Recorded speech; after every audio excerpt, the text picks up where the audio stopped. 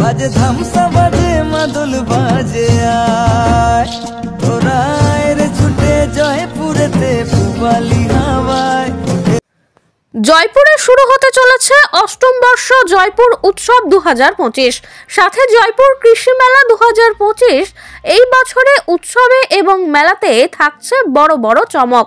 মেলা হবে এডিএ কৃষি দপ্তর অফিস সংলগ্ন মাঠে বলেই খবর। মেলার শুভ উদ্বোধন হবে আগামী 25শে জানুয়ারি 2025, চলবে 6 দিন ব্যাপী। 30শে জানুয়ারি পর্যন্ত হবে স্থায়ী। কি চমক নেই মেলাতে, সবই আছে এক কথায় মেলা থেকে খেলা, সবই চলবে এই 6টা দিন। জয়পুরের এই মেলা দেখে চমকে যাবেন দর্শনার্থীরা। সারাদিন শুধু হই হুল্লোড় আর আড্ডা।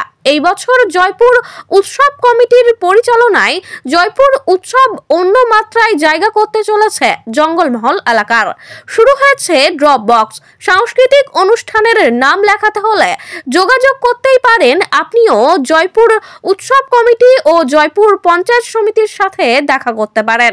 ড্রপ বক্সে জমা দিন আপনার নাম, আপনি কি প্রতিযোগিতায় অংশগ্রহণ করতে চান তাও সঠিকভাবে বলে এবং লিখে দিন উক্ত স্থানে। ছবি আঁকা, কুইজ প্রতিযোগিতা, ভলিবল, বসে আঁকো প্রতিযোগিতা, ম্যারাথন দৌড়, একাধিক চমকপ্রদ অনুষ্ঠান থাকছে এই মেলায়। আজই যোগাযোগ করুন জয়পুর পঞ্চায়েত সমিতির সাথে। জয়পুরের এই মেলাকে নিয়ে কি বলছেন জয়পুর উৎসব কমিটির সাধারণ সম্পাদক ও সহ সভাপতি সহ উৎসব কমিটির সদস্যরা, চলুন শোনাবো আপনাদের। বাঁকুড়ার জয়পুর থেকে ইনামুল ভুঁইয়ার বিশেষ প্রতিবেদন, নিউজ 10 বাংলা। নমস্কার। জয়পুর উৎসব কমিটি 2025 আজকে যে অষ্টম বর্ষ, সে অষ্টম বর্ষের আমাদের উৎসব কমিটির আমাদের ওয়ার্কিং প্রেসিডেন্ট আছেন শর্মিষ্ঠা ব্যানার্জি, উনি পঞ্চায়েত সমিতির সহকারী সভাপতি। আমি সাধারণ সম্পাদক আছি, গাজীবাবু আছেন, মাধববাবু আছেন। সব মেলা কমিটির যারা ব্যক্তিত্ব বা যারা দায়িত্বপূর্ণ ব্যক্তিত্ব তারা সকলেই আছেন।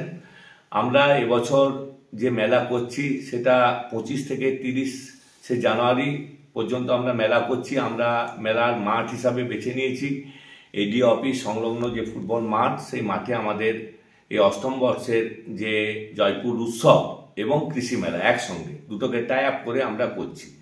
কারণ আমাদের এখানে কৃষি নির্ভর এলাকা, ম্যাক্সিমাম কৃষি কার্যের সঙ্গে মানুষ যুক্ত, সেইটাকে যেমন হাইলাইট করছি। এবং মেলার তো বাইরের শিল্পীরা থাকবে, সেই সঙ্গে আমরা মূলত যেটা জোর দিয়েছি যে স্থানীয় যারা শিল্পী, যারা প্রতিভাবান শিল্পী, যাদের মধ্যে অনেক প্রতিভা এই জয়পুর ব্লকে লুকিয়ে আছে, সেটা বিভিন্ন ক্যাটাগরির ক্ষেত্রে হতে পারে। কেউ আবৃত্তি, কেউ নাচ, কেউ গান, কেউ কুইজ, এই ধরনের প্রতিভাদের আমরা কি করেছি, একটা ড্রপ বক্স করেছি। কারণ সেখানে সবারকার নাম আমরা নিচ্ছি। আমরা শুক্রবার বিকেল 5টা পর্যন্ত, কাল থেকে শুক্রবার বিকেল 5টা পর্যন্ত আমরা এই ড্রপ বক্সে যারা যারা ইচ্ছুক তাদের প্রত্যেকের নাম, ঠিকানা এবং তিনি কি বিষয়ে অংশগ্রহণ করতে চান সেটা লিপিবদ্ধ করে সেই ড্রপ বক্সে ফেলতে হবে। শুক্রবারের পর আমরা সেটা স্ক্রুটিনি করে আমরা সেটা সিদ্ধান্ত নেব। বাইরের শিল্পীরা তো আসছে সেই সঙ্গে, এবং সেই সঙ্গে সঙ্গে আমরা যেটা জোর দিয়েছি ভলিবল টুর্নামেন্ট, বিভিন্ন ক্লাবগুলোকে মাননীয় মুখ্যমন্ত্রী অনেক অনুদান করেছেন, তাদেরকে আমরা ডেকেছি। তাদের সহযোগিতা নিয়ে আমরা ভলিবল টুর্নামেন্ট, ম্যারাথন প্রতিযোগিতা আমাদের হবে, এবং সেই সঙ্গে সঙ্গে আরও কিছু নতুনত্ব টাইপের আমরা চেষ্টা করছি জয়পুর উৎসবকে এবং জয়পুর কৃষিমেলাকে একটা নতুন মাত্রা দেওয়ার জন্য।